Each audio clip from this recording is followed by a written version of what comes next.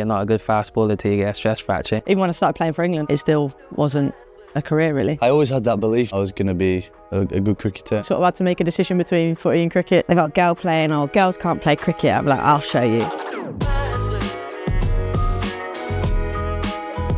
Who was your cricketing hero when you were growing up? Annoyingly, I have to say some Australians, and it kind of pains me to say that now, but my dad played club cricket with Justin Langer when I was a baby, and they were both like gritty left-handers, and unfortunately I didn't get the left-handed genes, but I always looked up to like my dad, but then Justin Langer. And then when I actually got into a bit more cricket, like Ricky Ponting, having a bit of style in the pull shot, which was my favourite shot. So yeah, unfortunately too Aussie. You grew up playing in the same club as your dad and your brother. Did that have a big impact on you in your early career? Did you feel a pressure? I think it had an absolutely massive impact on me. At the time there was a lot of arguments, like myself and my dad when I was a teenager, like telling me, oh, you know, you shouldn't get to 30 and then get out. You've got to go on, get big scores, like you're too good to give your wicket away. And I'm like, oh, shut up, the sweep shot was on. But now I look back and I was like, he was so right. He'd, take us down for like extra nets all the time and really worked hard with us, both me and my brother. He's, just about stopped coaching me, but for like the last 10 years or so, he's just been like, I'm so proud of everything you've ever done. When and how did you discover your love for sport? My original dream was to be an Olympic gymnast. I was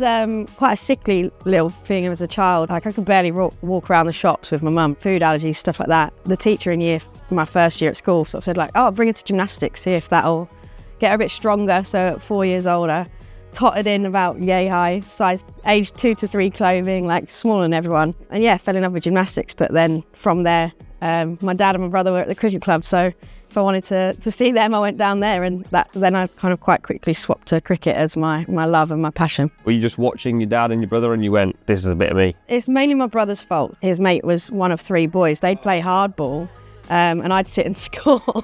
That's how sad I was, scoring, sat in an apple tree. The 3 boys used to do chores to earn pocket money to buy a tennis ball so that I could play, because I was the youngest. I'd get out about 10 times and they'd be like, no, now you've got to go score again. I think without kind of those 3 lads and my brother, there'd be no way I'd have got into it, because I wouldn't have had that support of being one of the only girls in that area playing cricket. Then when I played in the under-11s at the boys team at the club, you know, all 4 of them were in that under-11s. So any opposition said anything, they'd have my back. They've got a girl playing, or girls can't play cricket. I'm like, I'll show you. And then the second time I'd go, they'd be like, oh no, that girl's playing again, kind of thing. Which teammate would you say had like the biggest influence for you? When I was about kind of 13, 14, I got slightly involved with the Kent women's setup. So I didn't actually make my debut till I was 16, but I did winter training with them, and I remember just being starstruck. Charlotte Edwards, Lydia Greenway, they just talked to me like I was a normal person and that I was like part of their team. But I think opening the batting with Lottie in particular for a long time, seeing how mentally strong she was, just watching the way she went about things,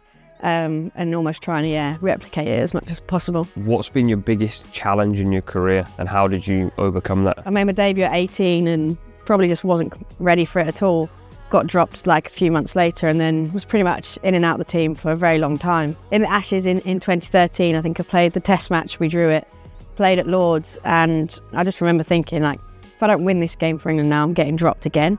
And obviously I got out, we lost, and I did get dropped again, and I went out on the balcony at Lords above the change room and had a good cry to myself. And the assistant coach at the time, Carl Crowe, who's now probably one of my biggest mentors and friends, I was crying to him. I was like, I just don't think I'm good enough for international cricket. Like, I should just give up. Like, I score all these runs for Kent and then get picked and I'm just rubbish. Like, I should just give up. And he basically, mentored me through that, helped me kind of work out maybe what I wanted, where I was lacking, where I actually needed to put the work in, instead of just all the time in the nets, maybe everything else. A few years later, we had a new coach come in who saw something in me in Mark Robinson, and he backed me to open the batting, which is what I'd wanted to do and what I'd been working on.